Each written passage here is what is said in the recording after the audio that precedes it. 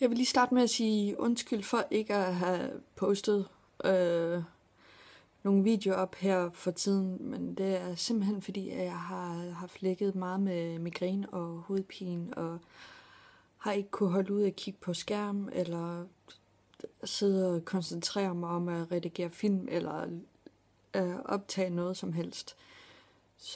Men jeg har fået det bedre nu, og så er det bare i gang med at filme og redigere. Hej. Jeg vil prøve at lave en vlog om min menstruation. Noget nyt, jeg prøver på her. Så hvis I kan høre noget baggrundsstøj og biler, der kører forbi, så er det fordi, jeg står ude på min altan. Fordi at min vasketøj står herude. Jeg har lige startet min menstruation i dag, som faktisk for en gang skyld her for de seneste måneder har kommet til tiden. Det er dejligt nok. Mine katte, de nyder at være ude på altanen. Ja, så jeg nåede at fange min menstruation, inden jeg blødte på mine trusser, så godt, fordi jeg kunne mærke, at der var lidt sammentrækning.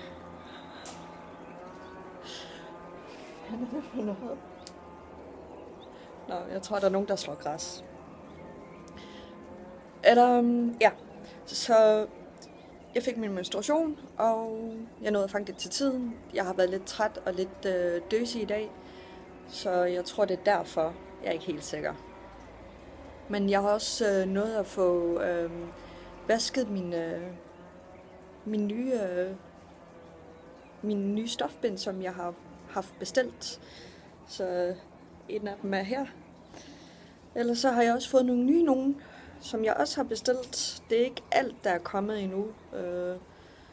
Men her er der en af dem. Det er med PUL bag og kulbambus. Så ved jeg desværre ikke, hvad der er inde i midten. Men der er 3 af sådan nogle med forskellige mønstre.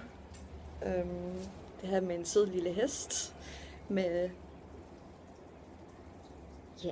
sådan rigtig tøset. Og så er der en med røde og hvide streger.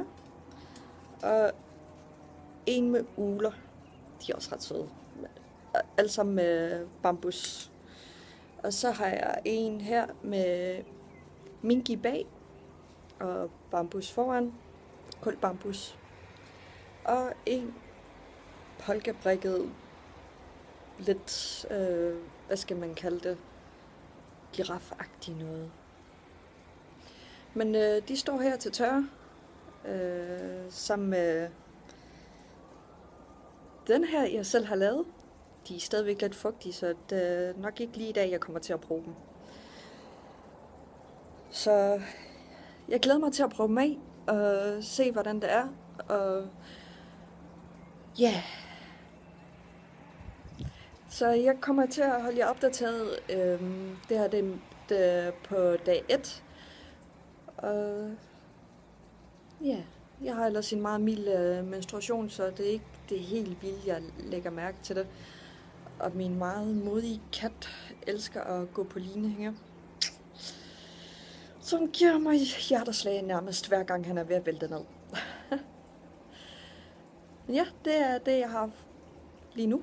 Og så holder jeg opdateret de næste par dage. Så det her, det er dag 3. Jeg filmede ikke i går, fordi at jeg havde en rigtig skidt dag. Jeg var ikke oplagt til at snakke med nogen. Ikke engang lave video. Så, men jeg kan lige fortælle, hvad der var, der skete. Menstruationsmæssigt, ikke min personlige liv. Men jeg sov med en af mine egne kreationer. Dem med vinger på. En af de lyserøde. Det var egentlig taget meget fint. Jeg havde bare ligget i seng i lidt for lang tid, så det er jo ikke en natbind.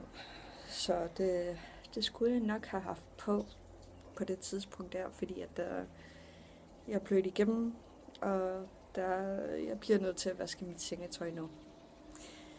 Og mit underlag, så det var ikke så heldigt. Men ellers så var det en ganske almindelig dag i går. Ja, så er der ikke meget mere at sige om det. Så i dag brugte jeg så min natbind, den store af dem. Den skulle jeg nok have haft på i går i stedet for, fordi at jeg blødte næsten ikke i nat. Så det var sådan lidt, nå. Men ellers så blev der ringet på i dag. Det var min postbud, og jeg har fået post. Nogle af de ting, jeg har manglet, som jeg endelig har fået i dag. Og det er iClean, og det er en menstruationskop. Jeg regner ikke lige med, at jeg får dem prøvet her i dag, fordi de skal først steriliseres. Og så den anden, iCare menstruationskop også. Og det skulle begge to være i størrelse small. Som der står beskrevet her på bagsiden, så er det til dem, der er under 25. Og det er jeg ikke. Jeg er 30. Men ja. Det er sådan lidt...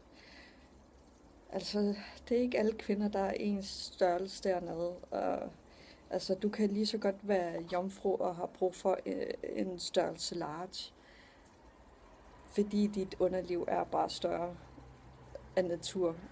Og altså, ja. Det er en underlig princip, de kører med.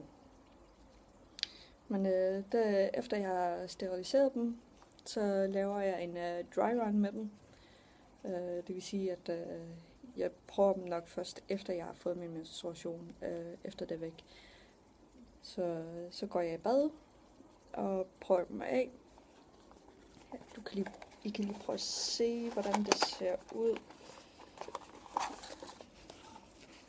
Kommer der sådan en sød lille ting frem til at have din kop i. Og så ser den sådan her ud. Ret sød. Og så ved jeg ikke, om I kan se det. Kan I det? Det ved jeg ikke. Men ellers så står der hernede 7,5 milliliter. Og så heroppe står der 15 milliliter. Så man kan måle, hvor meget man bløder. Men i princippet kan man have dem her på i 12 timer. Uden at det skulle flyde over. Så det kunne være ret dejligt. Men ellers så skal man klippe spidsen af efter eget behov. Ja. Så jeg får... Den er meget nem. Men man kan have den på sådan her. Tage den ind i skeden. Eller den her vej. Eller lave den der. Det er lidt svært at gøre det med en hånd. Eller sådan her. Jeg ved ikke. Det var ikke sådan, jeg ville have gjort det. Sådan her. Men ja. Så jeg holder jer opdateret. Og jeg laver en separat film om dem her. Jeg ved bare ikke, om det kommer op før det her vlog her, eller efter. Det finder jeg ud af. Nej. Så vi er på dag 4. Der er ikke så meget at fortælle andet, end at jeg blækbløder kun nu. Jeg har snart ikke mere menstruation. Så det er ret dejligt. Det håber det er over i morgen, eller i dag for den sags skyld. Jeg har fået prøvet masser af mine nye stofbind. Nogle af dem var en hit, og nogle af dem var knap så gode at have på, fordi at de skred rundt i trusserne på mig, når jeg gik. Det var ikke så behageligt, så jeg fik skiftet hurtigt ud. Og ja, typisk, når jeg bryder ud, eller når jeg har menstruation, så bryder jeg ud. Og min kat kalder på mig, så jeg må nok hellere smutte. Holder jeg opdateret? Så vi er på dag 5. Jeg er lidt træt i dag. Lidt udmattet. Kørt lidt ned. Jeg har været ude at gå 7,5 kilometer sammen med en, jeg kender. Vi havde 2 søde børn på slæb. Den ene var i klapvogn, og den anden, hun var gammel nok til at kunne løbe, så det var rigtig sjovt. Jeg havde trusseindæg på. Der var lidt træls, den gled lidt rundt. Var lige nødt til at rette på den en gang imellem. Det var ikke lige det bedste, når man havde folk rundt omkring sig. Men ja, snart slut. Men ikke helt endnu. Så